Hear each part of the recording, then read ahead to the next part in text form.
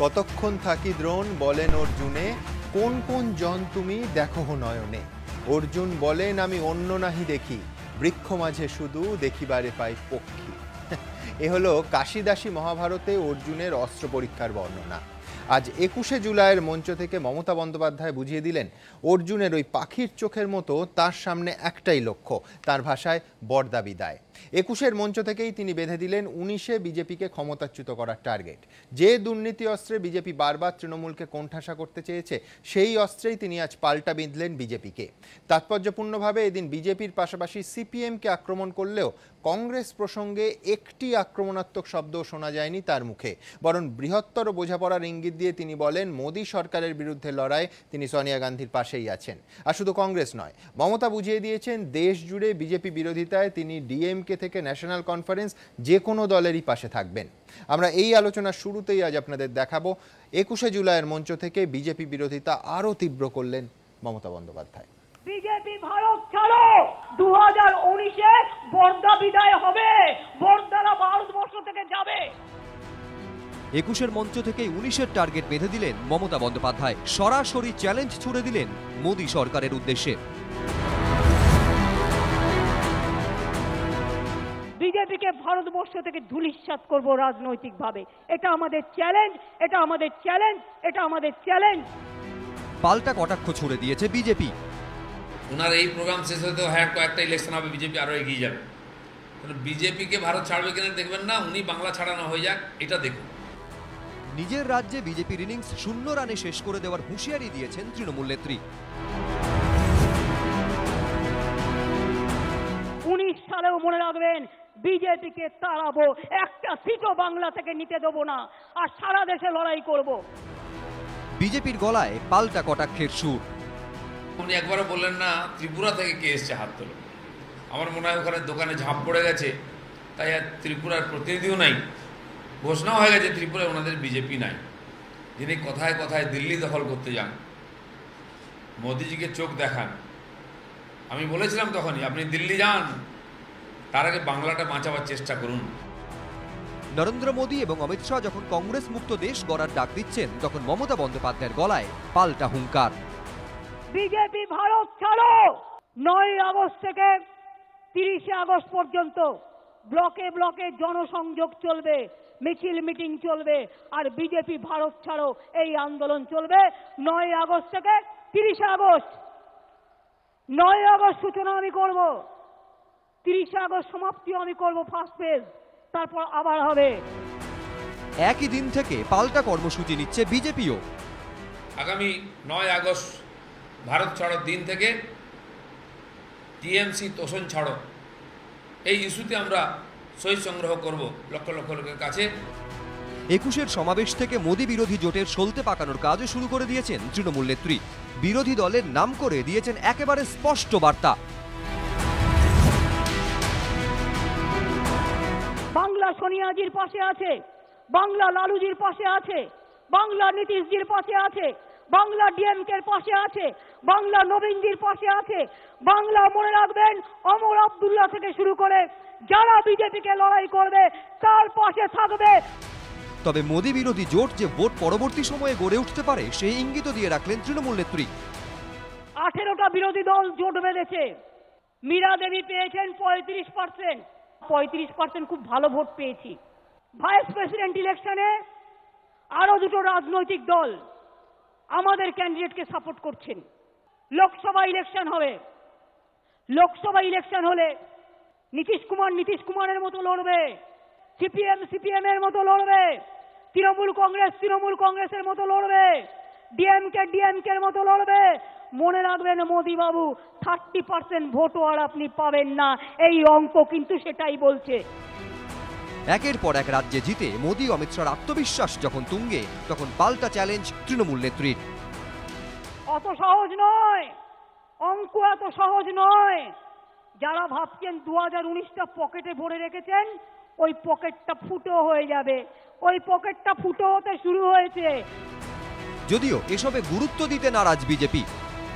जिस समय डिमोनेटाइजेशन हुआ, इन्होंने ये स्लोगन लगा के हर रास्ता के मोड़ मोड़ में लगा दिए थे बैनर, मोदी हटाओ देश बचाओ, बीजेपी हटाओ देश बचाओ। उसके बाद क्या हुआ, एक और चुनाव हुआ 5 राज्य में, उसमें 4 राज्य हमने जीता है। उसके बाद राष्ट्रपति चुनाव हुआ, उसका परिणाम मालूम हो गया, उनके पैर के नीचे जमीन खिसक गया। इसलिए ममता बनर्जी जो बोलती हैं वो उल्टा होता है। 19 এখনো দূরে, তবে লড়াইয়ের আঁচ এখন থেকেই স্পষ্ট। ময়ূখ ঠাকুর চক্রবর্তী, কৃষ্ণেন্দু অধিকারী ও সঞ্চন মিত্র, এবিপি আনন্দ, কলকাতা। রাজু, টাইম ফ্রেমটা মমতা বন্দ্যোপাধ্যায় সেট করে দিচ্ছেন, বলছেন বর্দা বিদায়, বিজেপিকে যারা লড়াই করবে তাদের পাশে টিএমসি থাকবে, বাংলা সোনিয়াজির পাশে আছে। এই বলটা 21-এর মঞ্চ থেকে যদি রোল করা শুরু হয়, তার কয়েক মিনিটের মধ্যে কংগ্রেসের জাতীয় মুখপাত্র সুস্মিতা দেব, সন্তোষ মোহন দেবের কন্যা, তিনি স্বাগত জানালেন এই বিজেপি উৎখাতের ডাকটাকে। কোথাও কি একটা বিরোধী জোটের একেবারে স্পষ্ট ইঙ্গিত এবং ঘোষণা করলেন? দেখুন, পুজোরও চিত হয়ে সবার ইচ্ছা হয়। আমরা দেখেছি মমতা ব্যানার্জি বহুবার দিল্লি গেছেন, এর আগেও প্রচেষ্টা করেছিলেন, তার ফল কী হয়েছিল ভারতবর্ষের মানুষ দেখেছেন।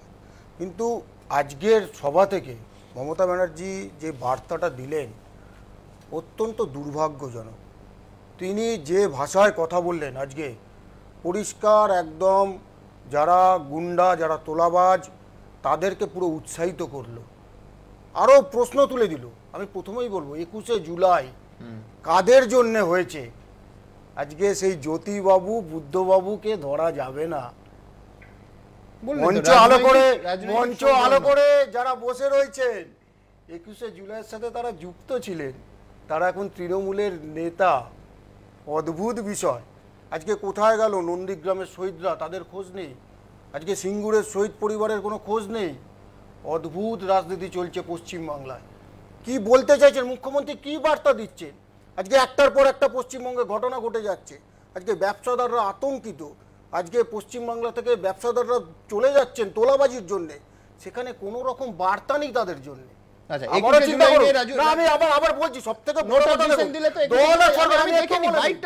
যারা এই মুহূর্তে মিস করেছেন, টেলিভিশন সেটের সামনে এসেছেন, দ্রুত একবার দেখাবো 21শে জুলাই প্রসঙ্গে কমিশনের সুপারিশ প্রসঙ্গে কি কি বললেন মঞ্চের উপর থেকে মমতা বন্দ্যোপাধ্যায়। 21শে জুলাই কমিশনের রিপোর্ট আমাদের কাছে জমা পড়েছে। সেই রিপোর্টে বলা হয়েছে 21শে জুলাই একটা বড় চক্রান্ত ছিল। যাদের বিরুদ্ধে গ্রেপ্তারি পরোয়ানা ছিল সব কেস গভর্নমেন্ট উইথড্র করে নিচ্ছে, কারণ কমিশনের রেকমেন্ডেশন অনুযায়ী। 1993 সালের 21শে জুলাই তখন মুখ্যমন্ত্রী জ্যোতি বসু, তথ্য সংস্কৃতি মন্ত্রী বুদ্ধদেব ভট্টাচার্য, মমতা বন্দ্যোপাধ্যায় তখন যুব কংগ্রেস নেত্রী। তার নেতৃত্বে হয়েছিল মহাকরণ অভিযান। মেয়র রোডে মহাকরণমুখী মিছিলে পুলিশের গুলি, মৃত্যু হয় 13 জন যুব কংগ্রেস কর্মী। 2011 সালে ক্ষমতায় আসার পর এই ঘটনায় তদন্ত শুরু করে মমতা সরকার। কলকাতা হাইকোর্টের অবসরপ্রাপ্ত বিচারপতি সুশান্ত চট্টোপাধ্যায়ের নেতৃত্বে গঠিত হয় বিচার বিভাগীয় তদন্ত কমিশন, যারা সরকারের কাছে রিপোর্ট পেশ করেছে বলে দাবি মুখ্যমন্ত্রী। 21শে জুলাইয়ের মঞ্চ থেকে তার হুঁশিয়ারি, সেদিন যারা গুলি চালিয়েছিলেন তাদের বিরুদ্ধে কড়া ব্যবস্থা নেওয়া হবে। আমি জ্যোতিবাবু, বুদ্ধবাবুকে ছোব না, কিন্তু সেদিন যারা গুলি চালিয়েছিল তাদের বিরুদ্ধে কিন্তু অ্যাকশন হবে, ফাইনালি এফআইআর হবে এবং অ্যাকশন হবে। এটা রেকমেন্ডেশন দিয়েছে জুডিশিয়াল কমিশন, আমরা সেটা মানছি। পাল্টা বিরোধীদের প্রশ্ন, কমিশনের রিপোর্ট তো বিধানসভায় পেশের কথা, দলীয় মঞ্চ থেকে কমিশনের সুপারিশ কি করে বললেন মমতা বন্দ্যোপাধ্যায়? 21শে জুলাইয়ের কমিশনের রিপোর্ট তো পাইনি আমি, আপনারা কেউ পেয়েছেন? 1993 সালে 21শে জুলাইয়ের ঘটনার সময় স্বরাষ্ট্র সচিব ছিলেন মনীশ গুপ্ত। তৃণমূল ক্ষমতায় আসার পর যাকে বিদ্যুৎ মন্ত্রী করেন মমতা বন্দ্যোপাধ্যায়। সম্প্রতি তাকে রাজ্যসভাতেও পাঠিয়েছেন তৃণমূল নেত্রী। আর 21শে জুলাই প্রসঙ্গ উঠলেই এই মনীশ গুপ্তকে হাতিয়ার করেই বারবার বিরোধীরা মমতা বন্দ্যোপাধ্যায়ের দিকে প্রশ্ন ছুড়ে দেয়, যার ব্যতিক্রম এদিনও হয়নি। পুলিশের যে বড় কর্তা ছিলেন, স্বরাষ্ট্র থেকে সচিব থেকে আরম্ভ করে পরে মুখ্য সচিব, যিনি ওর মঞ্চ আলোকিত করছিলেন, তার বিরুদ্ধে ছোঁবনা বলেন। ওর হিম্মত আছে তো ছুঁয়ে দেখুন না একবার। 21 জুলাইয়ের শপথ দিয়ে মানুষের ইমোশনকে কাজে লাগানো, কিন্তু সেই অপরাধের বিচার এখনো পর্যন্ত হয়নি, করার ইচ্ছাও নাই। যদিও মনীশ গুপ্ত নিজে বারবার দাবি করেছেন গুলি চালানোর মতো নির্দেশ দেওয়ার এখতিয়ার কখনোই একজন স্বরাষ্ট্র সচিবের থাকে না। 93 সাল 21শে জুলাই মহাকরণ অভিযান, 13 জন যুব কংগ্রেস কর্মী পুলিশের গুলিতে নিহত হলো। সেদিনও গুলি চালানোর নির্দেশ নাকি স্বরাষ্ট্র সচিব হিসেবে আপনি দিয়েছিলেন। এই তো, এগুলো হচ্ছে অপপ্রচার। স্বরাষ্ট্র সচিব একটা ঘরে বসে আছে মহাকরণে। স্বরাষ্ট্র সচিব কি কোনো সচিব, তাদের কোনো অধিকারী নিয়ে আইনে পুলিশকে কোনো নির্দেশ দেওয়া। পুলিশকে নির্দেশ দেবে তাদের আধিকারিক, যারা কমিশনার অফ পুলিশ হোক, ডিজি হোক, এসপি হোক, তারা। মানে পুলিশ রেগুলেশন অফ বেঙ্গল বলে একটা বই আছে ব্রিটিশ আমলে, সেটা এখনো চলে আসছে, তাতে স্বরাষ্ট্র সচিবের নাম আপনারা পাবেন না। কিন্তু পুলিশ কমিশনার যদি গুলি চালানোর নির্দেশ তার বাহিনীকে দেন, সেটা স্বরাষ্ট্র সচিবের সঙ্গে কথা বলে দেবেন? না, সেটা তো গুলি চালানোর নির্দেশ তো সঙ্গে সঙ্গে হচ্ছে না, পুলিশ কমিশনার তো সেটা দিতে পারেন না, কারণ উনি যদি সরজমিনে থাকেন তাহলে এই প্রশ্নটা উঠতে পারে। কিন্তু উনি যখন ওখানে ছিলেন না, আর স্বরাষ্ট্র সচিব তো ইখতিয়ারই নেই কিছু নির্দেশ দেওয়ার, তাহলে প্রশ্নটা উঠছে কেন? আরও একটা 21শে জুলাই এলো গেল, আর গুলি চালনা নিয়ে সেই বিতর্ক আজও থেকে গেল। শুধু সত্যি একটাই, আজ থেকে বছর 24 আগে কলকাতা রাজপথে গুলিতে রক্তাক্ত হয়ে মৃত্যু হয়েছিল 13 জন যুব কংগ্রেস কর্মী। বিতনু চট্টোপাধ্যায়, আশাফুল হোসেন ও দীপক ঘোষ, এবিপি আনন্দ।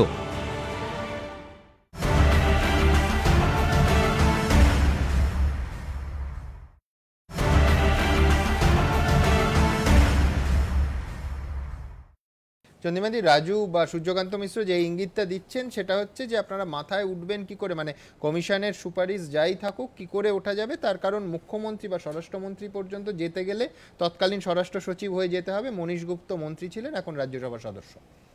না, আমি বলি প্রথমে, রাজু যে কথাগুলো বলল যে কুঁজোরও চিত হয়ে শুতে ইচ্ছে করে, কুঁজোটা বাংলায় কে, এটা তো রাজু আগে বলবে। কারণ গতকাল তো রাজুর নেতা, রাজ্যের সভাপতি রাজুর দলের, তিনি বলেছিলেন যে একেবারে কেউ লোক আসবে না, ফিকে হয়ে গেছে। আজকে তার সেই কথাটা তো ফিকে করে দিয়েছে লোক। সুতরাং কুঁজো আবার I kept silent, I kept silent, you keep silent। আপনি প্রশ্ন করছেন তাই না, প্রশ্ন তোমাকে করিনি। এখানে কুঁজোটা কে সেটা মানুষ জানে, এবং কুঁজোর ঠিকই কথা বলেছে, কুঁজোর চিত হয়ে শুতে ইচ্ছে করে। এখানে বারে বারে মনে হচ্ছে মুখ্যমন্ত্রীর পদে চেয়ারটাকে এই ঝট করে গিয়ে ধরে নেবে, কিন্তু সেটা সম্ভব নয়, সেটা হচ্ছে না। 2011 থেকে 2016 নির্বাচন, পরবর্তীতে আরো নির্বাচন হয়েছে, সেগুলো প্রমাণ করে দিয়েছে। সুতরাং আর লোকসভা জানি, লোকসভায় বলেছো আগে বাংলাটা তো বলো, আগে তো তোমার নেতা বলছেন যে বাংলা দেখুন, তো তুমি আগে বাংলা দেখো, তারপরে লোকসভার কথা বলো। আজকের কথা আমি আগে বলছি, এখনো বলছি, গতকালও আমি বলেছি, সতর্ক করবার আমি একটা চেষ্টা করেছি রাজুকে, ওইসব কথাগুলো বলো না, গুন্ডার মতো কথা বলছে, তোলাবাজদের উৎসাহিত করছে। উনি মুখ্যমন্ত্রী, রাজ্যের মুখ্যমন্ত্রী, আমারও যেমন মুখ্যমন্ত্রী তোমারও, এবং যারা বলছেন আমরা বলি না কখনো এই ধরনের কথা, আমরা ব্যবহার করি না, তোলাবাজ ওসব, ওটা জানি আমরা। সুতরাং কিছু সাধারণ পাঠ আছে রাজনীতিতে, সেই সাধারণ পাঠটা জানা উচিত, করা উচিত। আমি মমতা বন্দ্যোপাধ্যায় আরেকটা প্রসঙ্গে আসি, দুর্নীতির প্রসঙ্গ, যেটা ইতিমধ্যেই বিজেপি অস্ত্র করার চেষ্টা করেছে। সর্বভারতীয় ক্ষেত্রে একাধিক দুর্নীতির অভিযোগের উদাহরণ টানেন মমতা বন্দ্যোপাধ্যায়। নিজেরা চোরের মায়ের বড় গলা, তৃণমূল কংগ্রেস প্রতিবাদ করছে, তাদের কণ্ঠকে স্তব্ধ করতে হবে। নোটবন্দি নিয়ে বললেই সিবিআই, জিএসটি নিয়ে বললেই ইডি। তৃণমূলের ওপর চাপ বাড়াতে দুর্নীতি অভিযোগকে হাতিয়ার করছে বিজেপি। শুক্রবার 21-এর মঞ্চ থেকে পাল্টা বিজেপিকে জবাব দিতে জোড়া হাতিয়ার তুলে নিলেন মমতা বন্দ্যোপাধ্যায়।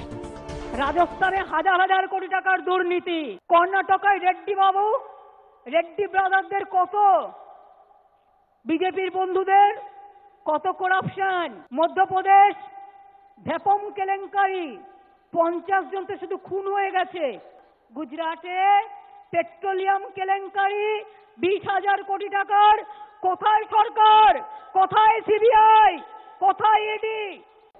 21শে জুলাই আসছে, সুব্রত মুখার্জিকে ডাকবে, সৌগত রায়কে ডাকবে, শুভেন্দুকে ডাকবে, ববিকে ডাকবে, মুকুলকে ডাকবে, শোভনকে ডাকবে, আস্তে আস্তে সবাইকেই ডাকবে।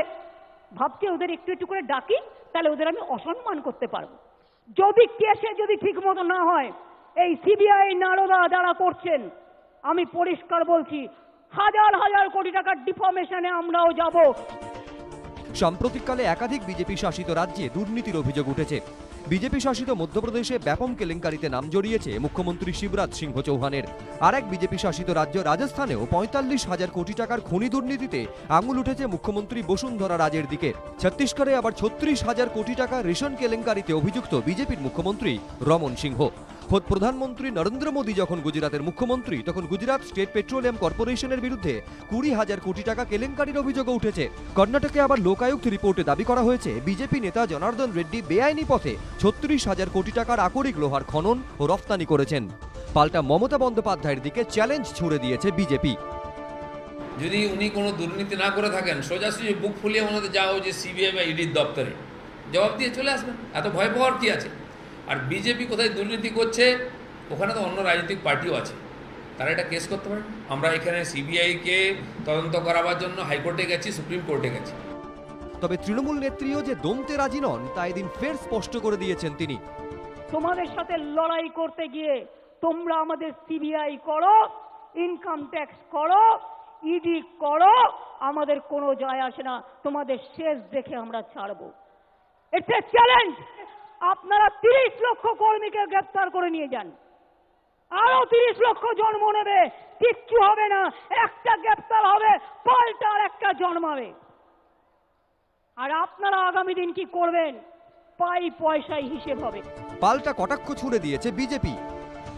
ওনার কথায় আজকাল কেউ বিশ্বাস করেন, ওনার পার্টির লোকও বিশ্বাস করেন, কারণ সত্য কথা খুব কম বলেন উনি। মোদী সরকারকে দুর্নীতির অস্ত্রে বিঁধতে এদিন নোটবন্দি থেকে জিএসটির প্রসঙ্গকেও হাতিয়ার করেন তৃণমূল নেত্রী। নোটবন্দি থেকে জেলবন্দি, আজ পর্যন্ত লোকে জানলো না, রিজার্ভ ব্যাংক হিসেব দিতে পারলো না।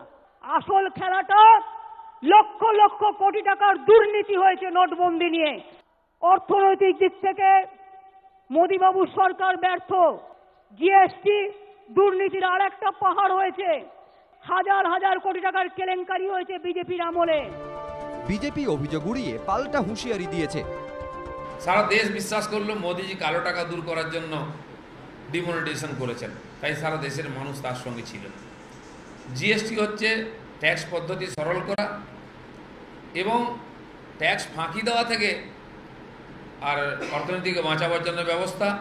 মমতা ব্যানার্জি কি আরোপ লাগাচ্ছেন, তার পিছনে তথ্য কি আছে? দরকার হলে আমরা ওনার বিরুদ্ধে মানহানির কেসও করবো এই ধরনের মিথ্যা কথা বলার জন্য। সব মিলিয়ে দুর্নীতি ইস্যু ঘিরে তরজা দিনে দিনে বাড়ছে। আশাবুল হোসেন, দীপক ঘোষ ও বিতনু চট্টোপাধ্যায়, এবিপি আনন্দ। রাজু, হাজার হাজার কোটি টাকার মানহানির মামলা যদি দুর্নীতি প্রমাণিত না হয়, একদম মঞ্চের ওপর থেকে বললেন, করতেই পারেন উনি। পলিটিক্যাল মেসেজ দিচ্ছেন উনি ওখান থেকে। যদি করতেই হতো, আইনমন্ত্রী বসে আছেন, আমাকে প্রাক্তন আইনমন্ত্রী ছিলেন, আইনটা জানেন, ছিলেন, আইনমন্ত্রী আছেন, আবার মাঝে মাঝে বলছেন ওই জন্য ভয় পেয়ে যাচ্ছে, না না কিছু কিছু আবার জানি, নোটিশ পাঠিয়ে দেবেন আমাকে, আবার বলতে পারি না যে আমি আইনটা পুরোপুরি জানি, আমি আইনের স্টুডেন্ট, ছিলেন তো আইনে, তাই ন্যাচারালি না, ওই আইনের বলছেন না দিলীপ বাবু তো মামলা নোটিশ না পাঠান, দিলীপ ওটা বাবু আপনাদের কাজ, যেটা বলছি ওটা আপনাদের কাজ। দেখুন আমি একটা কথা বলি, আবার এখানে আপনাকে না আমাকে জিজ্ঞেস করেছে তো, এখানে যেটা আজকে হয়েছে, মঞ্চ থেকে ঘোষণা হচ্ছে কমিশনে 21শে জুলাই কমিশনের রিপোর্ট দিয়েছে। এটা গণতান্ত্রিক পদ্ধতিতে সরকার চলছে, বিধানসভায় রিপোর্ট গেল না, আর সেই রিপোর্ট তিনি পাবলিক অর্থাৎ তৃণমূলের প্রকাশ্য জনসভায় তিনি বলছেন, প্রকাশ করছেন। এটা কোনোদিন গণতান্ত্রিক দেশে হয় কিনা আমার জানা নেই। গণতান্ত্রিক পদ্ধতিতে অ্যাডমিনিস্ট্রেটিভ ডিসিশন যে দলীয় সভায় বলা হয় আমরা জানতাম না, এই প্রথম দেখলাম।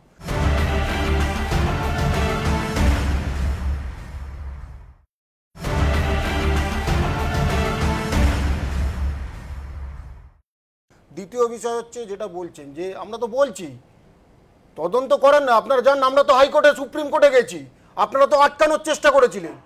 পশ্চিমবাংলার ট্যাক্স পেয়ারের টাকায় যাতে সিবিআই তদন্ত না হয় আপ্রাণ চেষ্টা করেছিলেন সুপ্রিম কোর্টে। আপনারা জানেন না অন্য রাজনৈতিক দল রয়েছে, তারা জানে না, তারা গিয়ে সিবিআই চাক না, তারা সিবিআই চাক না, তারা সিবিআই চাক, সিবিআই চাক, তারা কি অসুবিধা আছে? শুধু শুধু মানুষকে 21শে জুলাইয়ের যে রিপোর্ট, সেই রিপোর্ট মাননীয় বিচারপতির 1 সদস্য কমিশন যেটা হয়েছিল, মাননীয় বিচারপতি সুশান্ত চ্যাটার্জি তিনি রিপোর্ট দিয়েছিলেন। রিপোর্ট দেওয়ার পরে সেই রিপোর্ট সরকার কনসিডার করে, এটাই নিয়ম। সেই সরকার কনসিডার করে সরকার যখন এটা বিধানসভায় লে করবার দরকার হবে, যখন মনে করবে সরকার নিশ্চিতভাবে লে করবে, মুখ্যমন্ত্রী বলেননি রিপোর্টের কন্টেন্টস বলেননি, কি পরিষ্কার কখনোই বলেন, যাদের হয়েছে, যে রেকমেন্ডেশন হয়েছে সেই রেকমেন্ডেশন গুলো করবেন, এটাই তো বলেছেন। যাদের বিরুদ্ধে ঘোষণা করে হয়েছে দিলে। আবার ঘোষণা, Fine. তুমি যদি ঘোষণা বলো, আচ্ছা তাছাড়া হচ্ছে আর কি কি যেন বললেন, মানহানি করুন না কেন, এখানে ট্যাক্স পেয়ারের পয়সায় মানেটা কি? ট্যাক্স পেয়ারের পয়সায় সরকার গেছে। সিবিআই তদন্ত না, না, বন্ধ না, করতে আমি বলি, চেয়েছিলেন কিনা সিবিআই বলুন না। তদন্তের প্রশ্ন না। সিবিআই তদন্ত বন্ধ করতে চেয়েছিলেন কিনা বলুন পার্টিটা না। কে করেছে সরকারকে? সরকার নিজে গিয়ে পার্টি CBI হয়নি, তদন্ত বন্ধ আপনি করতে সরকারকে চেয়েছিলেন। পার্টি সব রাজ্য করেছেন, বলেছে CBI সরকার তদন্ত। করবে না, সব অবভিয়াসলি রাজ্য বলবে। বলেছে Fine, fine, fine, fine. আমি পার্থবাবুর কাছে আসবো। আরে, নিজেই সরকার বলুন না। করতে পারে, সেটা আজকে বাঁচাবে রাজ্য। একদিকে 21-এর মঞ্চ থেকে যেমন বিজেপিকে লক্ষ্য করেছেন মমতা বন্দ্যোপাধ্যায়, সেই রকম রাজু প্লিজ এদিকে শুরু করি। সিপিএম কেও কিন্তু মমতা বন্দ্যোপাধ্যায় ছাড়ছেন না। একাধিক অভিযোগ, ক্রস ভোটিং আপনাদের দিক থেকে হয়েছে, নারদায় বিজেপির পরামর্শদাতা আপনারা, সারদা চিটফান্ডে আপনাদের কাউকে ডাকা হয়নি, এবং কোট আনকোট বলছি বিজেপির দয়ায় সিপিএম বেঁচে আছে এবং কানাঘুষো করছে না। এতটা দূরে রাজুর সঙ্গে বসেছেন পাঠবাবু, জামার রং একরকম, কানাঘুষো করতে আমি দেখিনি, কিন্তু বলেছেন কানাঘুষো করছি। এর দুটো কারণ দেখুন, উইথ আ সিরিয়াস নোট, দুটো কারণ হতে পারে। এক হচ্ছে মমতা বন্দ্যোপাধ্যায় 34 বছরের সমস্ত লড়াই আন্দোলন আপনাদের বিরুদ্ধে, পরিবর্তিত পরিস্থিতিতেও এই বার্তা দেওয়া অত্যন্ত প্রয়োজন যে বামেদের সঙ্গে তৃণমূল নেই। আর দ্বিতীয় হচ্ছে যে সিপিএমের যে ভোট ব্যাংক, সে তার একটা বড় অংশ বিজেপিতে যাচ্ছে। এটা একেবারে দলীয় স্তরে একাধিক প্রেস কনফারেন্সে নিরঞ্জন সিঁড়ি থেকে বিমান বোস সবাই বলেছেন। যদি দক্ষিণ কাঁথি বা কোচবিহার বলেন, একেবারে পার্সেন্টেজ হিসেবে প্রায় যতটা আপনাদের কমেছে ততটা বিজেপির বেড়েছে। কোনটা? না, তাগিদটা হচ্ছে আর একটা জায়গা থেকে, আপনি যেটা বললেন তার বাইরের যে জায়গাটা, এক হচ্ছে এটা তো পরিষ্কার যে এই রাজ্যে যদি বলেন যে পদ্মফুল মূলত ফুটেছিল ঘাসফুলের হাত ধরেই, এবং যদি বলেন একটা খুব ন্যাচারাল অ্যালি বলতে যা বোঝায় পলিটিক্যাল অ্যালি, তারা একসাথে সরকার চালিয়েছেন, ভোট চালিয়েছেন, ভোট লড়েছেন, সবটাই। ফলে এখানে দাঁড়িয়ে এখন যখন বিজেপি গোটা দেশে তাদের কাছে বড় বিপদ বলে মনে হচ্ছে, তখন বিজেপি থেকে দূরত্ব তৈরি করার জন্য ইনফ্যাক্ট একটা পজিশন তৃণমূলকে নিতেই হচ্ছে। আমি আরেকটা সম্ভাবনা বলি, যে সিপিএম এর ভোট ব্যাংক যদি অটুট থাকে এবং বিরোধী ভোট ব্যাংকে ভাগ হয়, অর্থাৎ বিজেপি ছাড়া আরেকটি শক্তিশালী শত্রু হিসেবে সিপিএম এমার্জ করে, মমতা বন্দ্যোপাধ্যায় সুবিধা। আমি বলছি যে সেই সুবিধা তিনি পেতে পারতেন, কিন্তু তিনিও বিচক্ষণ রাজনীতিবিদ, তিনি বুঝতে পেরেছেন পশ্চিমবঙ্গের মাটিতে যদি এই কি বলবো সাম্প্রদায়িকতা বিরোধী আন্দোলনটা জোরদার না করা যায়, তাহলে কিন্তু তার অস্তিত্ব বিপন্ন হতে পারে, একদা। দুই, যে ক্রস ভোটিং এর প্রশ্ন যদি বলেন, যে এটা তো গত 6 বছরে মানুষ দেখেছেন যে দল ভাঙিয়ে যে নিজের দলে আনার যে কৌশলী রাজনীতি, সেটা যারা যত বেশি আয়ত্ত করেছেন তারা নিজেরা দল ভেঙে অন্য জায়গায় যাওয়ার সেই দক্ষতাটাও অর্জন করে থাকেন, এবং এই চিন্তাটাও সম্ভবত তার মাথায় আছে। এবং আজকের মুখ্যমন্ত্রী অনেকগুলো ক্রিকেটীয় পরিভাষা ব্যবহার করেছেন, আপনি দেখবেন। আমি এইটুকু বলি যে এক্ষেত্রে বামেদের বহু নেতাও কিন্তু তৃণমূলে জয়েন করেছে। বলছি পঞ্চায়েত থেকে শুরু করে রাষ্ট্রপতি নির্বাচন পর্যন্ত ক্রস ভোটিং এ ভূভারতে খুব কম দেখা যায় এরকম একটা নজির। এবং এখানে আমি বলবো এটাই যে আসলে তৃণমূল কংগ্রেস রাজ্যে রঞ্জি লেভেলে খেলতেন, এখন বিজেপি টেস্ট ক্রিকেট লেভেলে হচ্ছে খেলছেন, ফলে এই দল ভাঙানোর ক্রস ভোটিং এর যে পলিটিক্সটা সেটা সেই জায়গায়। এবং আরেকটা বিপদ আমি বলছি, 3 নম্বর বিপদ, যেটা আমি শুরুতে বলছিলাম, যে ধরুন কিছুদিন আগে আমরা এখানে একটা অনুষ্ঠান করছিলাম, যে সুভাষচন্দ্র বসুর বাড়িতে গিয়ে বাহিক বাহিনী দুপুরবেলায় যারা যাচ্ছেন এবং যারা হচ্ছে সওদা করতে যাচ্ছেন, তারা যদি আসলে ধীরে ধীরে শান্তিরক্ষী বাহিনীতে পরিণত হন অথবা যদি বুথরক্ষী বাহিনীতে পরিণত হন, তারাও যেমন বিপদ, এই গোরক্ষক বাহিনী হচ্ছে তেমন বিপদ। ফলে গোরক্ষক বাহিনী যেমন নিদান কিছু পশুপ্রেমী বিশৃঙ্খলা, এটা আমি মনে করি না, কিন্তু এটার পেছনে একটা রাজনৈতিক ডিজাইন আছে। আজকের যদি বলেন যে এই যে বাহিক বাহিনী তোলাবাজ, এই ডিজাইনটা আছে, আমি বলে আমি শুনেন একটু শুনে নিন, যে এই কারণে এখানে দাঁড়িয়ে আমি বললাম যে আজকের এই গোরক্ষকদের আজকে মমতা বন্দ্যোপাধ্যায় গোর রাক্ষস বলেছেন। আমি দেখাবো, কিন্তু তার আগে সিপিএম নিয়ে 21-এর মঞ্চ থেকে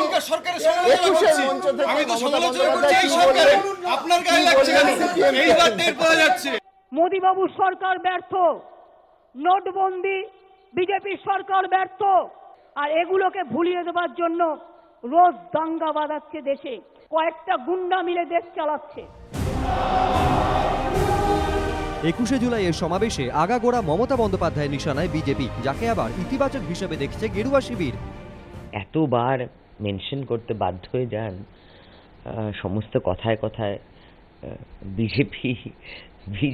বিজেপি বলেন তো বোঝাই যায় যে ওনার কোথায় মানে কাঁটাটা বিঁধছে। তবে বিজেপিকে লাগাতার আক্রমণ শানালেও চিরশত্রু সিপিএমকেও আক্রমণ করতে ছাড়েননি তৃণমূল নেত্রী। এমনকি নাম না করে রাষ্ট্রপতি ভোটে ক্রস ভোটিং প্রসঙ্গে বাম বিজেপিকে একযোগে খোঁজা দিয়েছেন তিনি। দিল্লি থেকে এলো নকল রাম, আর সাথে জুটে গেল এখানকার সিপিএম বাম। কাজ নেই, কর্ম নেই, দুইজনে বসে বসে কানাকানি, ঘুষোঘুষি, আবার ভোটও দিয়ে দিচ্ছে বিজেপিকে, আবার ভেতরে ভেতরে ভোটও দিয়ে দিচ্ছে। অর্থাৎ মুখ দেখানো লড়াই। সারা দেশে যে অঘোষিত জরুরি অবস্থা জারি হয়েছে এটা 3 বছরের ব্যাপার, আর পশ্চিমবাংলায় সেটা জারি হয়েছে একই বিচারে 6 বছরের ব্যাপার। বিজেপির বিরুদ্ধে, কেন্দ্রীয় সরকারের বিরুদ্ধে সঠিকভাবে কতগুলো অভিযোগ তুলেছেন, সেই সবগুলো উনি হচ্ছেন বড় পথপ্রদর্শক। সারদা কেলেঙ্কারির প্রসঙ্গে বলতে গিয়েও তৃণমূল নেত্রীর মুখে উঠে এসেছে সিপিএম এর নাম।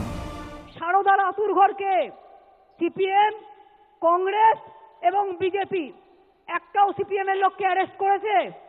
সারদা হয়েছিল কবে? 2000 সালে। আর তৃণমূল কংগ্রেস ক্ষমতায় এসছে কবে? 2011 সালে। টাকা ফেরতের কি হলো? ইডি, সিবিআই এসব মিলে কি করছে? আজ পর্যন্ত 1 পয়সা ফেরত দিয়েছে?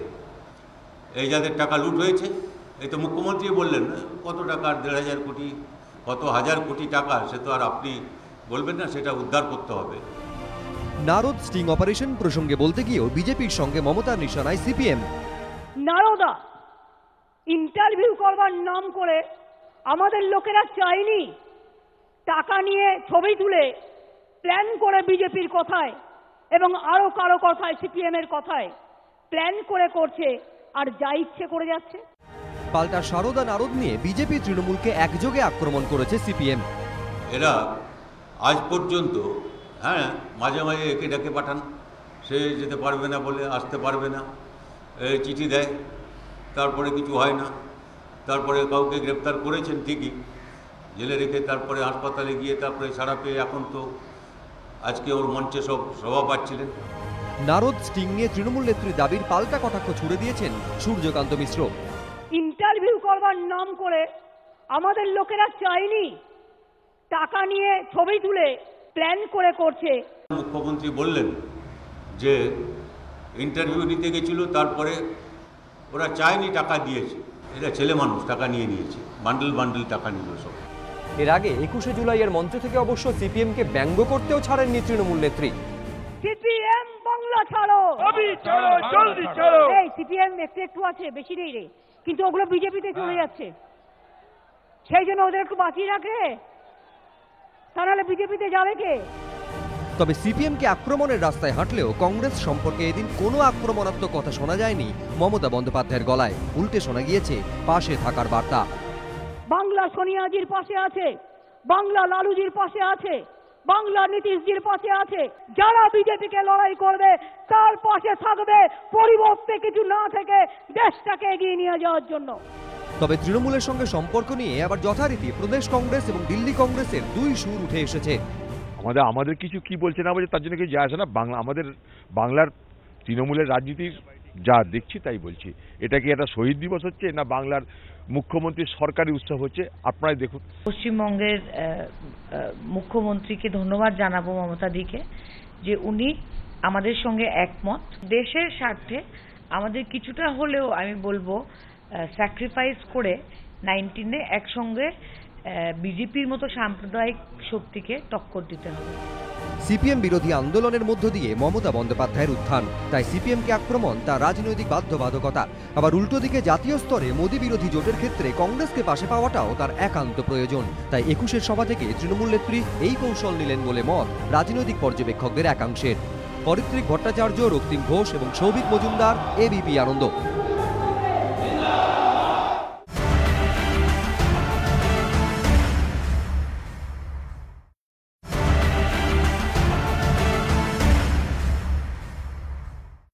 শঙ্করবাবু, কংগ্রেস বড় বিচিত্র দল। প্রদেশের অবস্থান আর সর্বভারতীয় মুখপাত্রের অবস্থান প্রায় একেবারে দুটো মেরুর।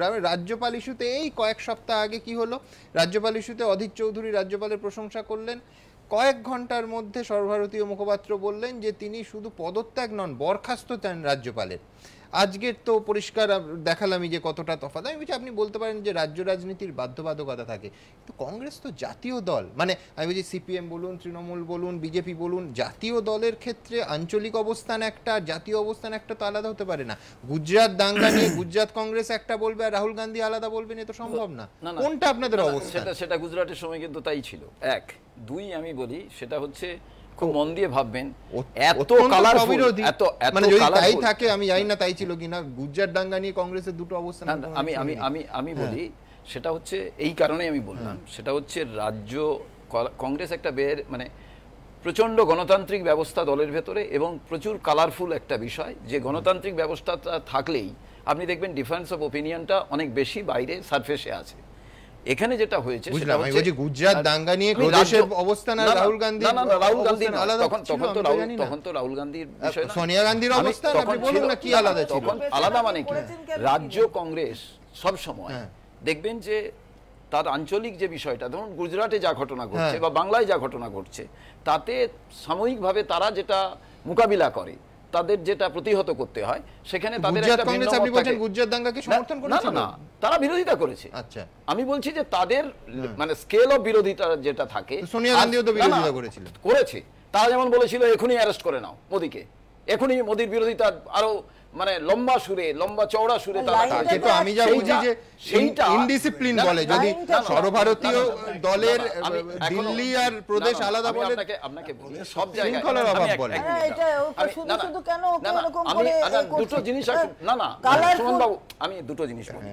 রাজ্য সর্বভারতীয় দল না, সেটা বলতেই পারেন, সর্বভারতীয় দলের রাজ্যের এক একটা কম্পালশন থাকে, সেই কম্পালশনে অধীরবাবু যে কথা বলেছেন, এবং সর্বভারতীয় প্রেক্ষাপটের রাজনীতিতে আমরা যখন রাষ্ট্রপতি নির্বাচন, উপরাষ্ট্রপতি নির্বাচন এবং সর্বভারতীয় ক্ষেত্রে বিজেপির যে আগ্রাসী মনোভাব, একটা রাষ্ট্রপতি দলিত করে দিয়ে অনেকগুলো দলিতকে মেরে দাও, এই রকম যে একটা বিষয়, আপনি আজ ইনকাম ট্যাক্সের যদি হিসাব না দেন চিঠি পাবেন, আর রিজার্ভ ব্যাংক তার হিসেব দিতে পারছে না, তার বিষয়ে কি কথা হবে? যখন এই কথাটা কংগ্রেস সর্বভারতীয় ক্ষেত্রে তুলে ধরছে, রাজস্থানে যে ভাষা হওয়া দরকার, বাংলারও আমার তাই ভাষা হওয়া দরকার, কিন্তু আমাদের অঞ্চলে যদি কোথাও তৃণমূলের দ্বারা আমাদের কর্মী আক্রান্ত হয়, অধীর চৌধুরীকে সেই পতাকাটা ধরে সেখানে প্রতিবাদ করতে হয়। অতএব আমাদের বিষয়টা হচ্ছে রাহুল গান্ধী মমতা বন্দ্যোপাধ্যায়ের সঙ্গে যদি কালকে জোটে যান, যদি আগামী দিনে কোনো অ্যালায়েন্স তৈরি হয়, তিনি কি বলবেন যাওয়া না যাওয়াটা কি প্রদেশের অপশন আছে? তিনি কি বলবেন সম্ভব? না, তিনি কি বলবেন পশ্চিমবঙ্গের পতাকাটা অধীরবাবু মমতা বন্দ্যোপাধ্যায়ের কাছে সারেন্ডার করে দিয়ে আসুক? আমরা দীর্ঘদিন ধরে সিপিএম এর বিরুদ্ধে লড়াই করেছি। আমি এবারে জোটের সময় সিপিএম এর সঙ্গে মানসিকভাবে রাজি ছিলাম না, কিন্তু আমি সর্বভারতীয় রাজনৈতিক দলের একজন কর্মী, দলের যে সিদ্ধান্ত হয়েছে আমি সেই সিদ্ধান্ত মেনেছি, অধীরবাবুও মানবেন। অতএব প্রশ্ন এসে দাঁড়াচ্ছে, রাজ্য রাজনীতির যে প্রেক্ষাপট, এইবারে প্রেক্ষাপটটা একটা আলাদা জায়গা, সে জায়গায় আজকে দাঁড়িয়ে থেকে এই বার্তাটা, এখানে যারা কংগ্রেস কর্মী আছে, ধরুন শহীদ মিনার, আজকে চন্দ্রিমাদি তৃণমূল কংগ্রেসে আছেন, আমরা একসঙ্গে কংগ্রেস করতাম, আমরা এককভাবে আমরা সেদিন নন্দীগ্রামে গেছি, নন্দীগ্রামের অংশীদার আমিও, কিন্তু আজকে প্রশ্ন হচ্ছে যখন দেখা যাচ্ছে যে শহীদ তর্পণের বিষয়, আমি ছিলাম, আমি বলি, আমি তো অনেক 2008-এ আমি কংগ্রেস ছেড়েছি, এটা ঠিকই বলছে। যখন নন্দীগ্রাম হয়েছে তখন শুভঙ্কর, আমি, কনক দেবনাথ যে এখন ভারতীয় জনতা পার্টিতে গেছে, হ্যাঁ আমরা ছিলাম, এবং বক্তব্যটা সেটা নয়, সেদিন কিন্তু আমরা ছাড়া কংগ্রেসের কোন নেতৃত্ব ওখানে যায়নি, এটা শুভঙ্করও জানে এবং স্বীকার করবে। এটা কিন্তু আমরা ছাড়া না দিল্লি থেকে কেউ তখন সেদিন আসেনি, ঘটনাটা তো সেইটা, আন্দোলনকে রূপ দেওয়ার কোনো চেষ্টা করেনি। আসল নয়, দেখুন আসল সেটা ঘটনা না, আমি হোক না, কি আর সুস্মিতা দেব, সে আমাদের সর্বভারতীয় কংগ্রেসের একটি অংশ হিসেবে যা বলেছে রাজ্য কংগ্রেসে, দেখুন সর্বভারতীয় প্রেক্ষাপটে বিজেপিকে আজকে আটকাবার দরকার, রাজ্য স্তরেও আটকাবার দরকার, এখানে আমি মমতা বন্দ্যোপাধ্যায়ের সঙ্গে একেবারে সহমত। কিন্তু এটাও ঠিক, মমতা বন্দ্যোপাধ্যায়কে রাজ্য চালাতে গেলে যে প্রশাসনিক দৃষ্টিভঙ্গি, তার যে অভিমুখ, তাকেও কিন্তু সেই জায়গায় প্রশাসনিক সেই পদক্ষেপ নিতে হবে যাতে বিজেপি আগুন লাগাতে না পারে, বিজেপি ঝামেলা করতে না পারে, দাঙ্গা লাগাতে না পারে, এবং রাজনৈতিক পরিবেশ তাকে তৈরি করতে হবে। আপনি আদিবাসী মৃত্যু নিয়ে বিশাল উত্তাল হয়ে যাচ্ছে, রায়গঞ্জ নাকি কংগ্রেসের একটা বিরাট গড় ছিল, সেখানে চারজন আদিবাসী মহিলাকে ধর্ষণ করা হলো। আপনারা কি করেছেন সেখানে? একটা কথা পর্যন্ত বলেন।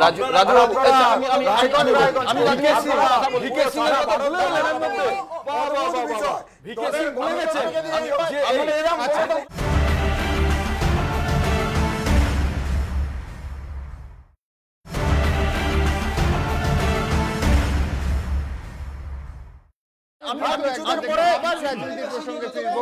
100% পঞ্চায়েতে 100% রাজনৈতিক ক্ষমতা লক্ষ্য তৃণমূলের। 2019 সালে ফাইনাল লোকসভা নির্বাচন, তার ঠিক আগের বছর রাজ্যের সেমিফাইনাল পঞ্চায়েত ভোট। শুক্রবার 21শে জুলাইয়ের মঞ্চ থেকে সেই গ্রামের ভোটের ঘণ্টা বাজিয়ে দিলেন তৃণমূল নেত্রী, বেঁধে দিলেন টার্গেট। 21শে জুলাই আগামী বছর যখন আসবে, পঞ্চায়েতে জিতে আসবেন তো? আগামী বছর যখন 21শে জুলাই আসবে, 7টা মিউনিসিপ্যালিটি আছে, সামনে পঞ্চায়েত আছে, জিতে আসবেন তো? 100% জিতে আসবার চেষ্টা করবেন। তৃণমূল নেত্রীর স্বপ্ন পঞ্চায়েতে 100-100 জানিয়ে কটাক্ষের সুর বিরোধীদের গলায়। 21শে জুলাই থেকে বার্তা দিয়ে দিলেন যে পুলিশ, মস্তান, তোমরা পৌরসভা এবং পঞ্চায়েত সব দখল করে আমার ঝুলিতে দাও। এটা হচ্ছে শহীদ দিবসের মুখ্যমন্ত্রীর বাণী। পঞ্চায়েত ইলেকশন অনেক দূর, তার আগেই গঙ্গা দিয়ে অনেক জল গড়িয়ে যাবে। কে ভেতরে থাকবে, কে বাইরে থাকবে, কে সরকার চালাবে, পরের বছর এই ধরনের সভা আদৌ হবে, কোথায় হবে তার তো ঠিক নেই। কারণ কতজন নেতা বাইরে থাকবেন যে ডায়াস আলো করবেন, তারা আসার মতো অবস্থায় থাকবেন কি? তাপস পালের মতো হয়তো হসপিটালেই থাকতে হতে পারে। আমাদের তো হটিয়ে ছেড়েছেন, আর আমাদের নির্বাচনে ভোট দেওয়ার অধিকার নেই, দাঁড়াবার অধিকার নেই, দাঁড়িয়ে জিতলে তাও থাকবার অধিকার নেই শান্তিতে। পর্যবেক্ষকদের একাংশের মতে শেষ বিধানসভা ভোটের ফলেই স্পষ্ট গ্রাম বাংলার ভোট ব্যাংকের একটা বড় অংশই মমতার পাশে, কিন্তু সেখানেও কোথাও কোথাও কাটা হয়ে আছে গোষ্ঠীদ্বন্দ্বের অভিযোগ। তার জেরে যাতে কোনো আসন হাতছাড়া না হয় তার জন্য মমতার গলায় সতর্ক বার্তা। 100% জিতে আসবার চেষ্টা করবেন। গ্রাম পঞ্চায়েত, গ্রাম সভায় ভালো করে কাজ করবেন, গ্রাম সভায় ভালো করে কাজ করবেন, কোনো রকম নিজেদের মধ্যে ভুল বোঝাবুঝি করবেন না। মুখ্যমন্ত্রী স্বাদের কন্যাশ্রী প্রকল্প সম্প্রতি রাষ্ট্রপুঞ্জের স্বীকৃতি পেয়েছে। এদিনের সমাবেশ থেকে তৃণমূল নেত্রী বুঝিয়ে দিয়েছেন এরকমই নানা সামাজিক প্রকল্পকেই তিনি পঞ্চায়েত ভোটে ট্রাম্প কার্ড করতে চান। আমি দিন রাত এক করে সাধ্যমতো চেষ্টা করি। আমাদের সরকার 90%-এর ওপর মানুষের কাছে পরিষেবা পৌঁছে দিয়েছে। আমার কন্যাশ্রী আমার গর্ব, যুবশ্রী আমাদের গর্ব, শিক্ষাশ্রী আমাদের গর্ব, লোকপ্রসার আমাদের গর্ব, খাদ্যসাথী আমাদের গর্ব, সবুজশ্রী আমাদের গর্ব, সমব্যথী আমাদের গর্ব, বৈতরণী আমাদের গর্ব। আমরা হাজার হাজার প্রোগ্রাম তৈরি করেছি। পশ্চিমবঙ্গ জুড়ে কি চলছে? টিএমসি কে লোকে তাড়া করছে, পুলিশের বিরুদ্ধে যাচ্ছে লোকে। কারণ কি? এদের অপশাসন, এদের দুর্নীতি মানুষ সহ্য করতে পারছে না। দার্জিলিং 1 মাস ধরে আগুন জ্বলছে, টিএমসির কোনো প্রতিনিধি ওখানে নাই। বসিরহাটে দাঙ্গা লাগলো, সাম্প্রতিক হিংসা হলো, তার প্রতিনিধি নির্বাচিত এমএলএ কে লোক পিটিয়ে এলাকা ছাড়া করেছে, তার বাড়ি ভেঙেছে। আজকে চোপড়াতে আমাদের যেখানে কর্মীকে হত্যা করা হয়েছিল, এত জনরোষ, এমএলএর প্রতিনিধিরা যাচ্ছেন, তাদেরকে লোক আটকেছে, পিটিয়েছে। বছর ঘুরলেই পঞ্চায়েত নির্বাচন, আর গ্রাম বাংলায় বাংলার প্রাণ। তাই পঞ্চায়েত ভোটে যে দল ভালো ফল করবে 2019-এর লোকসভা নির্বাচনে সে অনেকটাই এগিয়ে থাকবে, আর তাই ঝাঁপাতে চাইছে সবাই। সমিত সেনগুপ্ত, আবির দত্ত ও পার্থ প্রতিম ঘোষ, এবিপি আনন্দ। সুমনবাবুর কাছে আসবে। সুমনবাবু, পঞ্চায়েত ভোটে 100-100 কোথাও কি মমতা বন্দ্যোপাধ্যায়ের মাথায় আছে যে 2008 থেকে যে জয়যাত্রাটা শুরু হয়েছিল, 11তে যেটা পরিবর্তনের শেপ পেল, সেটা 2008-এর পঞ্চায়েত নির্বাচনে পূর্ব মেদিনীপুর এবং দক্ষিণ 24 পরগনা, সেই গ্রাসরুটের ভোট ব্যাংক যদি অটুট থাকে তাহলে জাতীয় রাজনীতিতেও তৃণমূল একটা সুবিধাজনক অবস্থান পেতে পারে। এখন এই মুহূর্তের ভারতের যা পরিস্থিতি, মায়াবতী ক্ষয়িষ্ণু শক্তি, মুলায়ম এবং অখিলেশের সেই দ্বন্দ্ব এখনও চলছে, জয়ললিতা নেই, শশীকলা জেলে, এইখানে কোথাও নীতিশ কুমার কোন দিকে যাবেন কেউ জানে না। কোথাও একটা তৃণমূল আঞ্চলিক শক্তি হিসেবে জাতীয় ক্ষমতার দিকে যদি ভোট ব্যাংক অটুট থাকে, 19-এ একটা সুবিধাজনক অবস্থানে যেতে পারেন ভাবছেন? না, সবসময় দেখুন, এটা তো সংখ্যার খেলা। আপনি পশ্চিমবঙ্গে যদি ম্যাক্সিমাম আসন পাওয়া যায়, এবং খুব স্বাভাবিকভাবে পঞ্চায়েত হচ্ছে রুট, পঞ্চায়েত থেকেই আপনার মানে যে ভোট ব্যাংক, সেই ভোট ব্যাংকটা তৈরি হয় পঞ্চায়েত পুরসভা থেকে। ফলে খুব স্বাভাবিকভাবে আগামী দিনে যে 19-এর যে লোকসভা নির্বাচন, তাতে পশ্চিমবঙ্গ থেকে 42টা আসনের আরও বেশি, যদি 34টা থেকে আরও বেশি 38-39-এ নিয়ে যেতে পারেন, খুব স্বাভাবিকভাবে সর্বভারতীয় প্রেক্ষাপটে সেটা একটা গুরুত্বপূর্ণ ভূমিকা হবে, এটা কোনো সন্দেহ নেই। কিন্তু আমার কতগুলো প্রশ্ন এই আলোচনাগুলো নিয়ে উঠছে, যেটা বারবার ধরে করছি, অনেক জিনিসই আমরা দেখিনি, আমরা বিজেপির আমলে নতুন দেখছি। যেমন ধরুন কর্ণাটকের জনার্দন রেড্ডি, সিবিআই তার আদালতে জানাচ্ছে যে জনার্দন রেড্ডির বিরুদ্ধে খনিজ তোলার যে অপরাধ, সেই অপরাধ সম্বন্ধে কোনো তথ্য পায়নি, তাকে ছেড়ে দেওয়ার জন্য আর্জি জানাচ্ছে। আমরা দেখলাম যে বিজেপি সর্বভারতীয় সভাপতি অমিত শাহ ইসরাত জাহান ভুয়ো সংঘর্ষ মামলায় দীর্ঘদিন ধরে তার বিরুদ্ধে মামলা চলছিল, সিবিআই বিশেষ আদালতে তিনি কিন্তু ক্লিন চিট পেলেন বিজেপির আমলে। প্রশ্নগুলো তো উঠছে এই জায়গায়। আপনি কর্ণাটকের কথা বলছেন, কর্ণাটক লোকায়ুত বলেছেন যে রেড্ডি অভিযুক্ত। একেবারে তার মানে কোথায়, মানে অ্যাকচুয়ালি সিবিআই ইডির মতো সংস্থাগুলো আলোচনা হয়ে গেছে, তো কোর্টে যান না, একটু কোর্টে তো যেতে পারে, একটু বলতে দিতে হবে না, কিন্তু সঠিক কথাটা বলতে দিতে হবে, সঠিক কথাটা বলুন। আর একটা খুব কোর্টে যান না, একটু বারণ করেছে, একটু বলেন, কোর্টে যান, আরে একটু বলেন, টিভিতে বলে লাভ নেই, কোর্টে যেতে পারে না, কোর্টে তোমরা যাও, কোর্টে তোমরা যাও, মানুষের কোর্টে যাব, আমাদের মাননীয় মুখ্যমন্ত্রী মানুষের কোর্টে গেছেন, জনতার পাশে রয়েছেন। আর একটা খুব গুরুত্বপূর্ণ প্রশ্ন, যে গতকাল থেকে যে প্রশ্নটা নিয়ে খুব কাটাছেনা হচ্ছে, যে ভোট ট্রান্সফার, এই যে 273টা ভোট গতকাল মীরা কুমারের পক্ষে পড়েছে, এটা তো খুব স্বাভাবিক।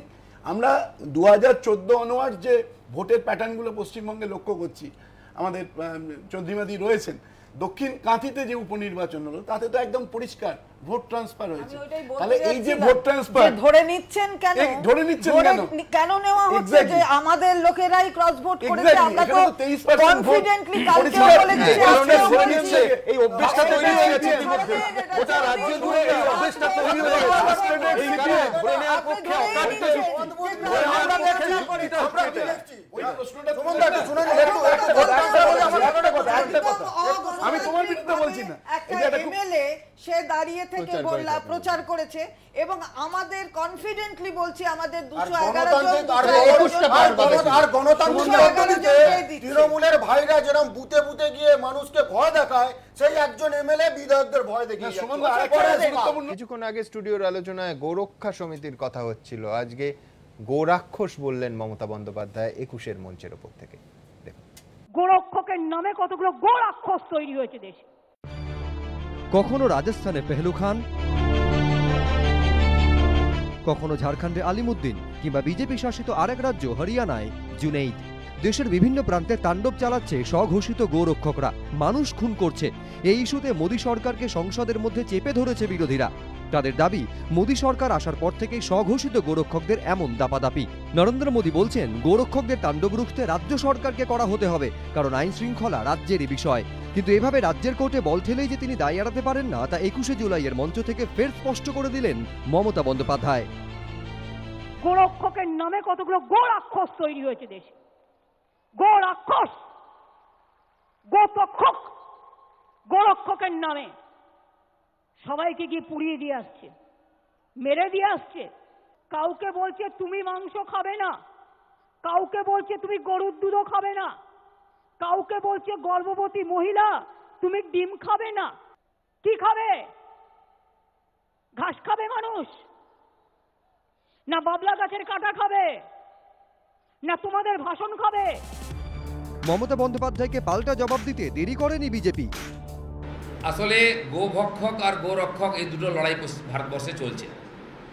ওনারা কোন দিকে আছেন সেটা ঠিক করে নিন। আমরা গোরক্ষকদের সঙ্গে আছি, কিন্তু আইন শৃঙ্খলার মধ্যেই আছি। বিরোধীরা অনেকদিন ধরেই অভিযোগ করছে, মোদী সরকার নানা অছিলায় বিরুদ্ধ স্বরকে চাপা দেওয়ার চেষ্টা করছে। রেহাই পাচ্ছেন না নোবেলজয়ী অর্থনীতিবিদ অমর্ত্য সেনও, তাকে নিয়ে তৈরি তথ্যচিত্রেও পড়েছে সেন্সরের কোপ। এদিন 21শে জুলাইয়ের মঞ্চে এই প্রসঙ্গকে হাতিয়ার করে মোদী সরকারকে আক্রমণ করেন মমতা বন্দ্যোপাধ্যায়।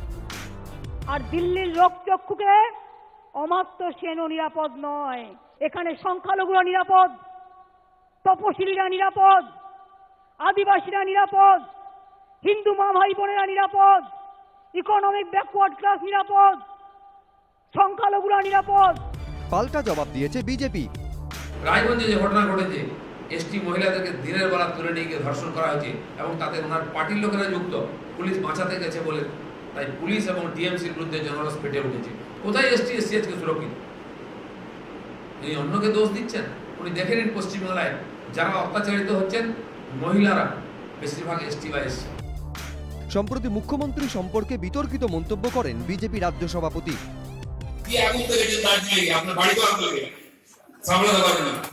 অন্য লোকের পেছনে লাগবে, সিপিএম নয়, কংগ্রেস নয় যে বাড়ি মাইতে আপনাদের দিন এসে গেছে, সব করাকে করতে হবে। এদিন জবাব দেন তৃণমূল নেত্রী। কেউ কেউ তো আবার চুনোপুটির থেকেও চুনো, তারা আবার বলে বেড়াচ্ছে আমার নাকি বাড়িতে গিয়ে আগুন লাগিয়ে দিয়ে আসবে। পর্যবেক্ষকদের একাংশের মতে পঞ্চায়েত ভোট যত কাছে আসবে ততই তৃণমূল বিজেপি এই তুতু ম্যায় বাড়বে। অরিত্রিক ভট্টাচার্য, আবির দত্ত ও সমিত সেনগুপ্ত, এবিপি আনন্দ। আমি একবার বিমলদার কাছে যাব। বিমলদা, আবার বৃহত্তর রাজনীতির প্রশ্নে আসব। কিছুদিন আগেও সিপিএম এবং কংগ্রেসকে মমতা বন্দ্যোপাধ্যায় একই ব্র্যাকেটে দিতেন, একটা স্লোগানও জনপ্রিয় হয়েছিল যে সিপিএম কংগ্রেসের কোলে বিজেপির দোলে। জোটের পরাজয়ের পর 1 বছর 1 মাস পরে আজকে বলছেন যে সোনিয়াজির পাশে বাংলা আছে। কিছুদিন আগে কালীঘাটের একটা বৈঠকে আমরা খবর করেছিলাম যে কংগ্রেস নিয়ে যা বলার আমি বলবো, মমতা বন্দ্যোপাধ্যায় নিজে বলেছিলেন। অবস্থানটা তো একেবারে পাল্টে গেল, ব্র্যাকেট থেকে কংগ্রেস বেরিয়ে এলো এবং একাধিকবার আজকের গোটা বক্তৃতা শুনলে দেখা যাবে যে কংগ্রেসের পাশে থাকার কথা এবং যারাই বিজেপি বিরোধী লড়াই করবে তাদের পাশে থাকার কথা স্পষ্ট ভাষায় জানিয়ে দিয়েছেন, কোনো অ্যাম্বিগুইটি নেই। কি বলবেন? না, প্রথম কথা, পলিটিক্স ব্রিংস স্ট্রেঞ্জ বেডফেলোস টুগেদার, এটা তো আমরা কথা বলি প্রায়। পলিটিক্সে স্থায়ী বন্ধু স্থায়ী শত্রু বলে কিচ্ছু হয় না, কাছাকাছি আসতেই পারে, সেটা অস্বাভাবিক কিচ্ছু নয়। পশ্চিমবঙ্গে যদি সিপিএম এবং কংগ্রেস অ্যালায়েন্স করতে পারে তাহলে জাতীয় রাজনীতি যে তৃণমূল এবং কংগ্রেসের অ্যালায়েন্স হয়, এটা এমন কিছু অস্বাভাবিক বিষয় নয়। আর তৃণমূল কংগ্রেসের সঙ্গে কংগ্রেসের অ্যালায়েন্সটা কোনো দলের পক্ষেই খুব অস্বস্তিকর হবে না, কারণ তৃণমূল কংগ্রেসের জন্ম কংগ্রেস থেকে, ভাবনা চিন্তা আদর্শ প্রায় একই রকম। দেখুন একটা কথা বলি, প্রত্যেক বছর জোট হয়েছে 2001 2011 বারবার হয়েছে। প্রত্যেক বছর 21শে জুলাই, একদিকে 21শে জুলাই তৃণমূল কংগ্রেসের সদস্য সমর্থকদের একটা আবেগের জায়গা এবং তৃণমূল কংগ্রেসে এটা সিম্বল হিসেবে ব্যবহার করে, কারণ 1993 সালের 21শে জুলাই যে পুলিশ যে কাণ্ডটি করেছিল, আস্তে আস্তে পশ্চিমবঙ্গে প্রতিবাদটা কিন্তু তখন থেকে ধুমায়িত হতে থাকে, সেই দিন থেকে কিন্তু। তারপরে আস্তে আস্তে উত্থান ঘটে মমতা ব্যানার্জি, তার আগেই হয়েছিল 84 সালে, বাট একজন সিপিএম বিরোধী কণ্ঠস্বর হিসেবে মমতা ব্যানার্জি উঠে আসেন, অস্বীকার করার উপায় নেই। 2011 সাল থেকেই পশ্চিমবঙ্গে রাজনৈতিক পরিবর্তনটা ঘটছে, অর্থাৎ সিপিএম ক্রমশ কমতে কমতে এখন প্রায় একটা সাইনবোর্ড পার্টি। এটা পার্থবাবু না মানলেও আমি অন্তত আমার রাজনৈতিক যতটুকু বিদ্যেবুদ্ধি দেখতে পাচ্ছি, এখন মোটামুটি আরবান লেফট। শহরে প্রচুর হয়তো আপনি সিপিএম এর মিছিলের লোক পাবেন, গ্রামে সিপিএম এর লোকজন প্রায় নেই। ফলে তৃণমূল কংগ্রেসে মাইক্রোস্কোপিক, কিন্তু এখন নেত্রী বলছেন আমরা মাইক্রোস্কোপিক নই, সেটা যে এত নবান্নে আসছে কি করে, কারণটা বলছি। দীর্ঘদিন ধরে মমতা ব্যানার্জি বা তৃণমূল কংগ্রেস বা মমতা ব্যানার্জি যখন কংগ্রেসে ছিলেন তখন থেকেই তার লড়াইয়ের তো লক্ষ্য ছিল কংগ্রেস, না সিপিএম।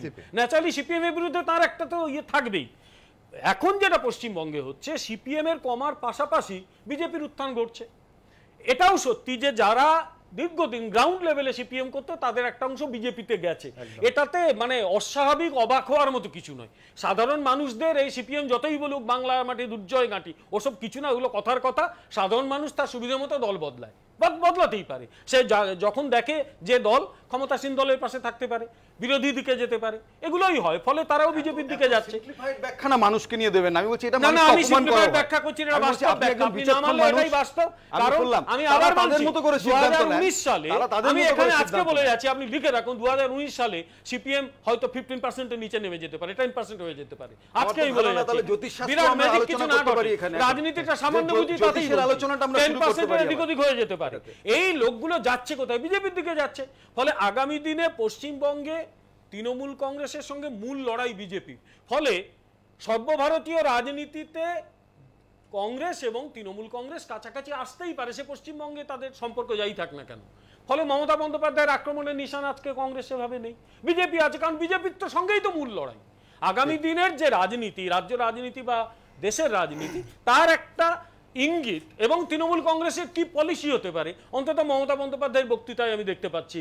সর্বভারতীয় রাজনীতিতে বিজেপির বিরুদ্ধে যে লড়াইটা হবে, জোট যদি হয়, সেক্ষেত্রে তৃণমূল কংগ্রেস একটা পিভটের ভূমিকা পালন করতে পারে।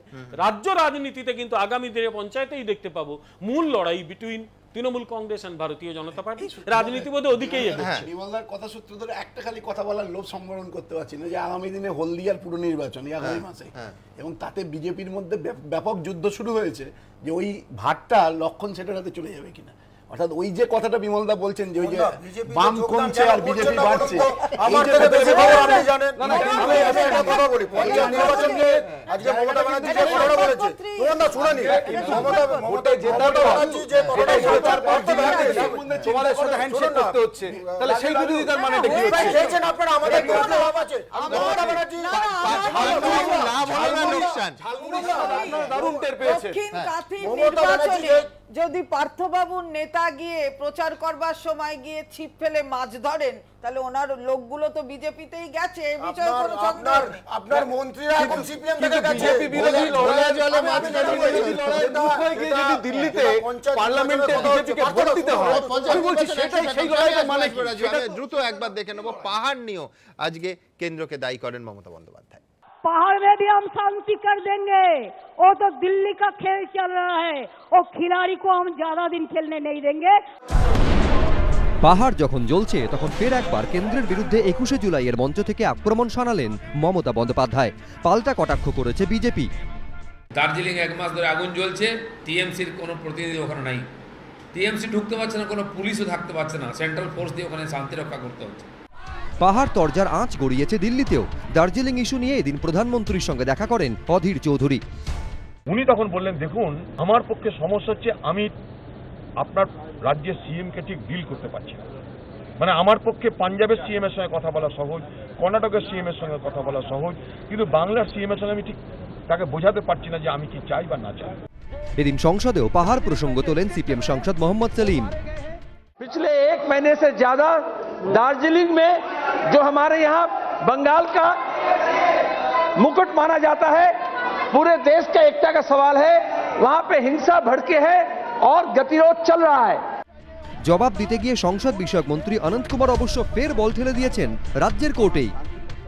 दार्जिलिंग के स्थिति के बारे में भारत सरकार चिंतित है और यदि उस शांत पहाड़ को आग लग चुकी है, उसका कारण वहां के पश्चिम बंगाल सरकार और पश्चिम बंगाल सरकार के मुख्यमंत्री जी के रवैया और उन्होंने जिसको जैसे हैंडल किया उसके कारण है।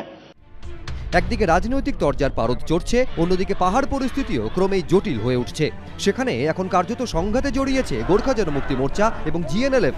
পাহাড় যখন অশান্ত তখন মোর্চা সমর্থিত বিজেপি সাংসদ সুরেন্দ্র সিংহ আলুওয়ালিয়া কোথায়, এই প্রশ্ন তুলেছে জিএনএলএফ। শুধু তাই নয়, দার্জিলিং সদর থানায় মোর্চা সমর্থিত বিজেপি সাংসদের নামে নিখোঁজ ডায়েরিও করেছে তারা। सांसद को यहाँ पे हमने जिता के दिल्ली में भेजा है गोरखालैंड के लिए 2014 में, लेकिन दार्जिलिंग को पीपल ऑफ दार्जिलिंग को अभी पता नहीं वो कैसे है, कहाँ है, ठीक है या नहीं है। देश में एक गाय मरता है तो पूरा संसद हिल जाता है, लेकिन 9% गोरखा का जो गोरखालैंड सपोर्टर है उन लोगों का डेथ हो चुका है, लेकिन फिर भी गवर्नमेंट कहाँ है। জবাব দিতে গিয়ে মোর্চা টেনে এনেছে বিগত লোকসভার ভোটে পাহাড়ের তৃণমূল প্রার্থী ভাইচুং ভুটিয়ার প্রসঙ্গ, যাকে জিএনএলএফ সমর্থন করেছিল।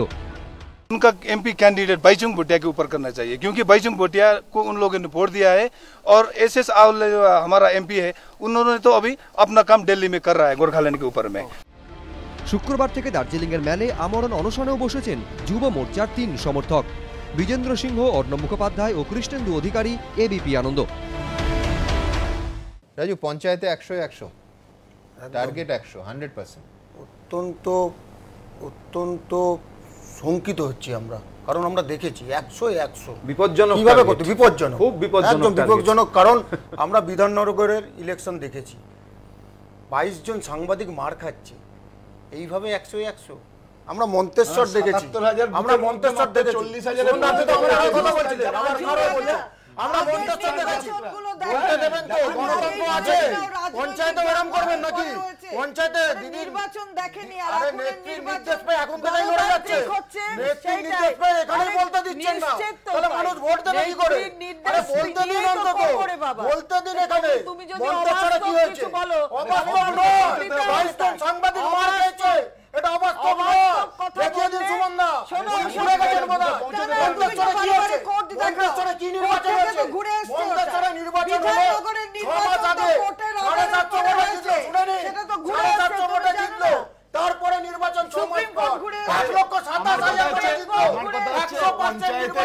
রাজুরা জয়লাভ করতে চায় অন্তত বুথে পৌঁছতে হবে তো।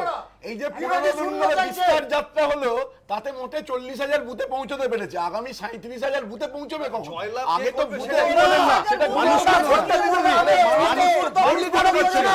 আমরা এখানে আমাদের এটাই তো চ্যালেঞ্জের জায়গা। জিতু বিজেপি যেটা সিপিএম যে কোনো অসুবিধা নেই, মানুষের ভোট দেওয়ার মতো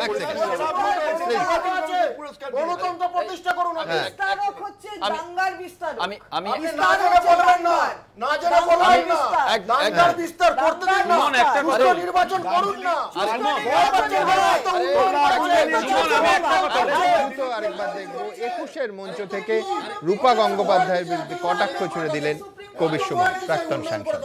রূপা নাকি একজন যার কথায় কথায় ধর্ষণ হয়, এটা চেষ্টা করুন হারমোনিকাটা বাজাতে। সিন্ধু জোয়ার কলকল মোরা পাগলা ঝরার ঝরা জল। 21শে জুলাইয়ের মঞ্চ থেকে বিজেপি নেত্রী রূপা গঙ্গোপাধ্যায় সম্পর্কে কটাক্ষের সুর প্রাক্তন তৃণমূল সাংসদ কবির সুমনের গলায়। আর এই কটাক্ষের নেপথ্যে রয়েছে রূপা গঙ্গোপাধ্যায়ের বিতর্কিত মন্তব্য।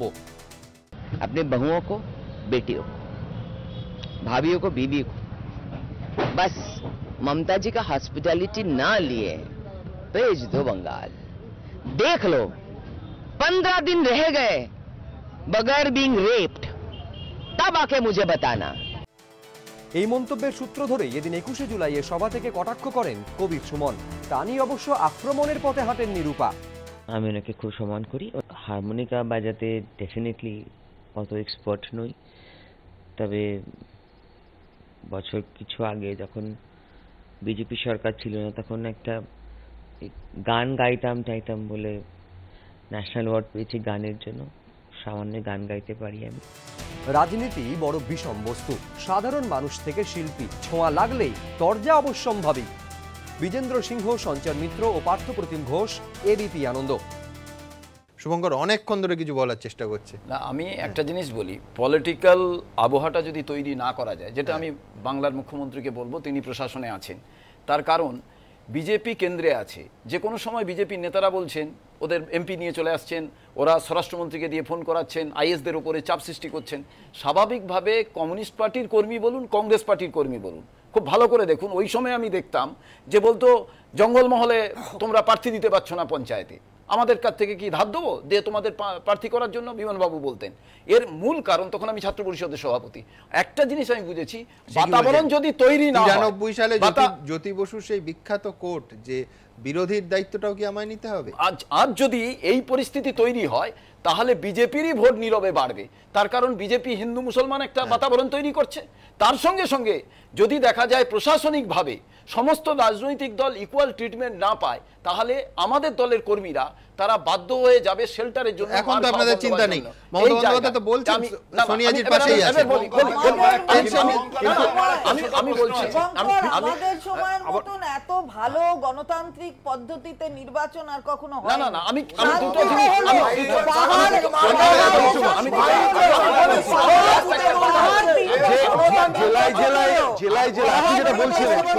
আমি একবার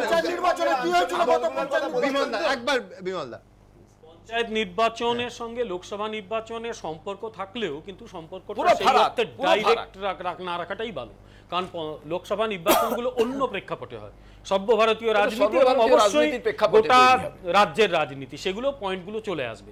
তবে এটাও সত্যি যে যাদের হাতে পঞ্চায়েত থাকে তারা অনেক নির্বাচনে একটু অ্যাডভান্টেজ নিয়ে শুরু করে, তো স্বাভাবিকভাবেই সব দল চায় পঞ্চায়েতে তাদের প্রার্থীগুলো বেশি করে জিতুক, তৃণমূল কংগ্রেসও চাইবে। ন্যাচারালি আগামী দিনে এই লড়াইটা আমি ডেফিনেটলি সবার মতো আমিও চাইবো শান্তিপূর্ণ পঞ্চায়েত ভোট হোক, একদম শান্তিপূর্ণ হোক, যাতে প্রত্যেকে তার ভোট দিতে পারে, যে যাকে ভোট দেবে সেটা আগের দিনের মতো দেখতে চাই। কিন্তু এটাও হচ্ছে, আবার বলি, যে কিন্তু বিরোধীদের নামে জেলায় জেলায় নির্বাচনকে যদি এমনভাবে থাকে তাহলে বিরোধীরা হবে ওটা কেন্দ্রীয় নির্বাচন। আমি বলছি এটা ইম্পর্টেন্ট, অনেক বেশি যে কোনো বিরোধী নেই, যে প্রত্যেকে শান্তি চাইছেন। আজকে 21শে জুলাই নানা রাজনৈতিক টানা পোড়েন, যুক্তি পাল্টা যুক্তি, প্রতিযুক্তি, নানা কিছু আমাদের সামনে এলো, কিন্তু আপনাদের এখন যেটা দেখাবো সেটা হচ্ছে একটা রাজনৈতিক ইভেন্টকে কেন্দ্র করে বাংলার সংস্কৃতির নানা অংশ ছোট ছোট চেহারায় উঠে এলো। কোথাও ছৌ নাচ হচ্ছে, কোথাও রায় বেশে, কোথাও ধামসা মাদল, আদিবাসী নৃত্য, আমরা সাংবাদিকতার ভাষায় যাকে কালার স্টোরি বলি, সেই রকম কিছু পশ্চিমবঙ্গের নানা সংস্কৃতির নানা রং আপনাদের সামনে এবার হাজির করব। দিল্লিকে বোল্ড আউট করতে হবে, পারবেন তো? আমরা এক একটা রানে ছক্কা মারবো, এক একটা আন্দোলন এক একটা ছক্কা মারবেন, একটা ছক্কা ওরা হয়ে যাবে অক্কা। তৃণমূল নেত্রীর এই বার্তা শুনতে কলকাতার সব পথ শুক্রবার মিশল ধর্মতলায়। সেই পথেই দেখা মিলল মদন মিত্রর। একটা সময় 21-এর সমাবেশের উদ্যোক্তা হিসেবে মঞ্চ দাপিয়ে বেড়াতেন। এদিন কর্মসূচির আয়োজনের সময় তাকে দেখা গেল রাস্তায় বসে, পাশে গুণগ্রাহীরা। মদন বাবুকে আজকে ডায়াসে উঠতে দেওয়া হয়নি, ওই বেচারা মন খারাপ করে পেছনে ঘুরে বাড়ি চলে গেলেন। গতবারে তো কবির সুমন তার নামে আর স্মরণ করে তাকে দুঃখ প্রকাশ করেছিলেন, তার অভাব অনুভূতিটা প্রকাশ করে, এবারে সে করারও সাহস হয়নি। মদনবাবুর নাম কেটে দেওয়া হয়েছে টিএমসি থেকে। এদিন সকাল থেকে মেঘ কেটে রোদ ওঠেনি, তবে কলকাতার রাস্তা ছিল রঙিন। কোথাও চোখে পড়ল ছৌ নাচ,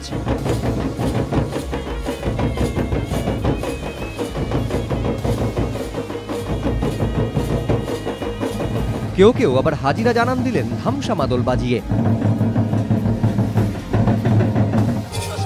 তারাও আছে, সব মিলিয়ে এখানে নাচ হচ্ছে, ধামসা মাদল বাজছে। পুরুলিয়া থেকে এবং বাঁকুড়া থেকে শিল্পীরা এসছেন, তারা 21-এর স্মরণকে এইভাবেই রাজপথে নামিয়ে এনেছেন। ঘড়ির কাঁটা যত এগিয়েছে পাল্লা দিয়ে বেড়েছে ভিড়। ৭৬ বছর বয়সী এই তৃণমূল সমর্থক সেই হাওড়া থেকে এসেছেন সাইকেল চালিয়ে একবার মমতাকে সামনে থেকে দেখতে। আমি বেরিয়েছি ৬টার সময়, যতক্ষণ না আমাদের মমতার মিটিং ভাঙছে ততক্ষণ পর্যন্ত আমি এখানে থাকবো। প্রতি বছর আসি, আমি কোনো বছর ফাঁক দিই না। জেলা থেকে কাতারে কাতারে আসা তৃণমূল সমর্থকদের জন্য আয়োজনের কোনো কমতি ছিল না। কোথাও মুড়ি ছোলায় হালকা টিফিন, কোথাও মাছ মাংস ডিম সহযোগে খাওয়া দাওয়ার আয়োজন। বর্ধমানের রায়না থেকে আসা এই যে বাস, এই বাসে যারা কর্মী সমর্থকেরা রয়েছেন তারা রান্না করছেন এবং এখানেই আজকে কলকাতাতেই তাদের খাওয়া দাওয়া। কোথাও আবার শরবত, যাতে সবুজের ছোঁয়া। সেন্ট্রাল এভিনিউ জোড়াসাঁকো এলাকাতে কাতারে কাতারে দেখা যাচ্ছে মানুষ, তারা এগিয়ে চলেছেন। যারা সবার জন্য উদ্দেশ্যে যারা এখানে বেরিয়েছেন তাদের কিন্তু আমরা দেখতে পাচ্ছি যে এখানে শরবতের ব্যবস্থা করা হয়েছে। তৃণমূলের একটি ক্যাম্পে তো আবার মনোরঞ্জনের জন্য নিয়ে আসা হয় এক ফরাসি ফুটবলারকে। সমাবেশ শুরুর আগে বল নিয়ে তার কেরামতি কাউকে ঝিমিয়ে পড়তে দেয়নি। When he comes to India, he found what in India every people are fighting. And outside of India, every people are fighting in the name of caste, in the name of Gauraksas, and so many things he found outside. But on this note, I want to ask you one thing. Do you like Mamata Banerjee? Yes, I like. মঞ্চের নিচে যখন নানা রঙের খেলা, মঞ্চের ওপরেও তখন উঠে এলো টুকরো টুকরো মজার ছবি। কখনো গান গাইতে গাইতে নচিকেতাকে লক্ষ্য করে কবির সুমনের খুনসুটি। মোরা ঝঞ্ঝার মতো উদ্দাম, মোরা ঝরনার মতো চঞ্চল, মোরা বিধাতার মতো নির্ভয়, মোরা প্রকৃতির মতো সচ্ছল। আমি বাজি ফেলে বলতে পারি নচিকেতা গানটা জানে না, জানিস? মঞ্চ অবধি যারা পৌঁছতে পারেননি তারা প্রতি মুহূর্তে ছবি দেখলেন শহরের বিভিন্ন অংশে লাগানো জায়ান্ট স্ক্রিনে। 21-এর মঞ্চে তৃণমূলে যোগ দেন টালিগঞ্জের পরিচিত মুখ ইন্দ্রাণী হালদার। এটুকুনি বলতে পারি যে আমার সব কিছু রইল তৃণমূল কংগ্রেসের জন্য। দিল্লিতেও এদিন শহীদ দিবস পালন করেছে তৃণমূল। ছিলেন রাজ্যসভার সাংসদ সুখেন্দু শেখর রায় এবং দেবব্রত বন্দ্যোপাধ্যায়, সত্যজিৎ বৈদ্য, হিন্দোল দে ও সুদীপ্ত আচার্য, এবিপি আনন্দ।